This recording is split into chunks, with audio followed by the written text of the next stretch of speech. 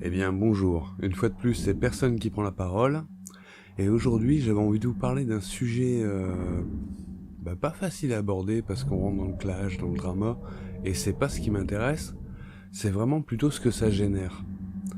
Alors on va parler aujourd'hui, je sais pas comment on va les appeler, les watchers, les inquisiteurs, les voyeurs, il y a tellement de noms possibles. Je vais parler de ces gens qui observent, qui analysent, qui traquent, dans un but de justice apparemment.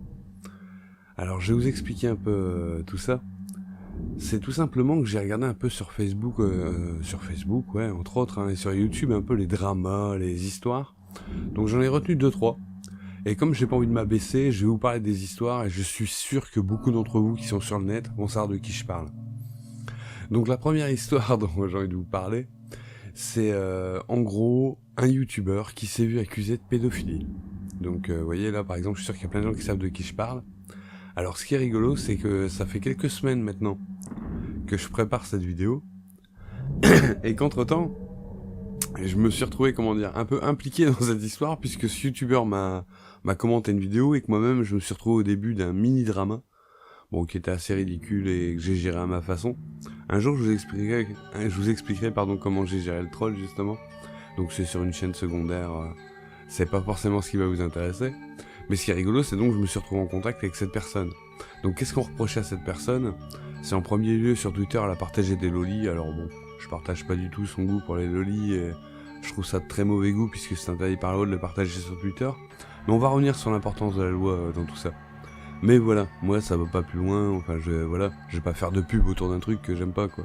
Et justement en parler, c'est faire de la pub et ça tirer les gens vers ça. Et donc et ensuite de là, faut savoir qu'en plus de ça, il fait des vidéos un peu, je vais qualifier de trash, où parfois il s'en prend lui-même à d'autres youtubeurs, donc forcément il y a le retour de bâton, et il y a des gens qui sont intéressés à son cas.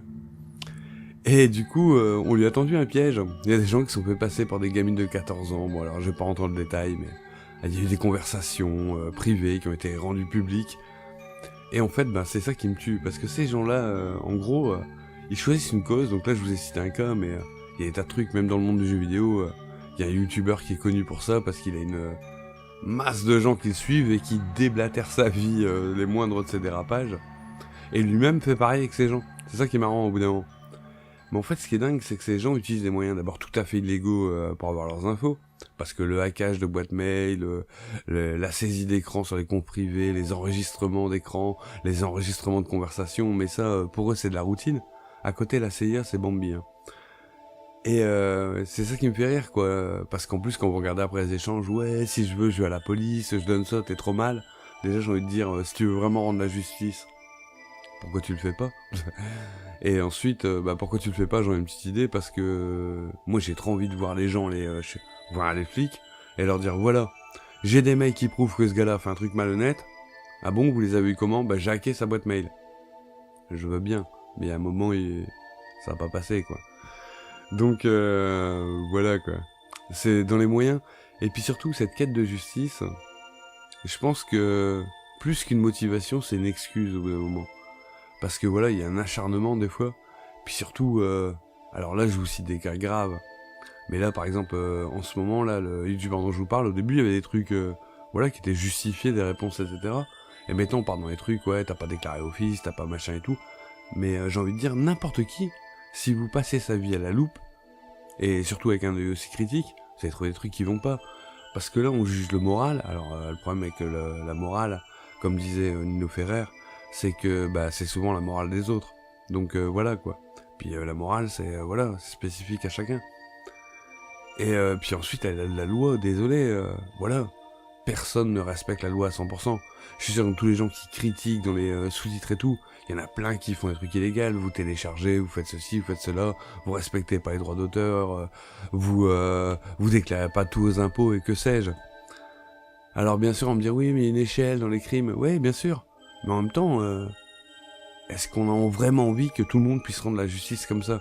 Parce qu'il y a aussi des erreurs judiciaires. Par exemple là apparemment, bon j'ai pas su jusqu'au bout, ça m'a gavé au bout d'un moment. Mais cette histoire de pédophilie, apparemment, c'était un peu du vent, quoi. Donc j'allais dire, quand on voit tout le bruit que ça a fait, etc., Bon là ça a pas fait vraiment de mal dans le sens où le gars a plutôt utilisé le buzz, enfin c'est l'impression que j'en ai, et enfin il l'a même entretenu en répondant vraiment des choses qui étaient pas acceptables quoi. Donc mais je vais pas m'éterniser sur cette histoire parce que c'est pas le plus intéressant. Mais c'est plutôt cette attitude. Je pense que des gens peuvent pas jouer justicier parce qu'on n'est pas parfait. Alors on peut dénoncer des choses, etc. Il faut agir. Mais quand on part dans l'attaque personnelle, quand soi-même on sait faire des trucs illégaux pour trouver une activité légale, je pense qu'on dépasse les bornes. Puis au bout d'un moment, il y a un acharnement qui se crée. Parce qu'il y a des gars qui ont commencé leur truc, qui faisaient voilà, une vidéo par-ci par-là pour dénoncer un truc. Et comme ça marche, ben voilà, on le refait, on le refait, on le refait. Donc moi là, je dénonce personne, et de toute façon, comme vous le savez, je ne suis personne. Mais je voulais avoir cette réflexion autour de ça. N'hésitez pas à me donner vos avis, c'est une piste de réflexion. J'aurais peut-être dû un peu plus étudier cette vidéo-là, mais je pense que j'y reviendrai un de ces jours. Parce que... il y a un peu de médisance aussi là-dessus, on aime bien. Même si c'est fondé, des fois ça l'est pas toujours. Mais je pense que... c'est un peu, vous savez, ce qu'on appelait la commère dans les résidences ou les villages. La concierge qui savait tout sur tout le monde, et qui déblatérait sur tout le monde. Mais à la puissance internet. Et la puissance internet, c'est vraiment autre chose. Et donc tout ça, ça peut mener à du harcèlement, à des tas de choses, des erreurs judiciaires, des allez savoir. Mais tout ça, on en reparlera une autre fois. En tout cas, j'espère que le sujet vous a intéressé. N'hésitez pas à me dire votre façon de voir les choses dans les commentaires. Et je vous dis à très bientôt.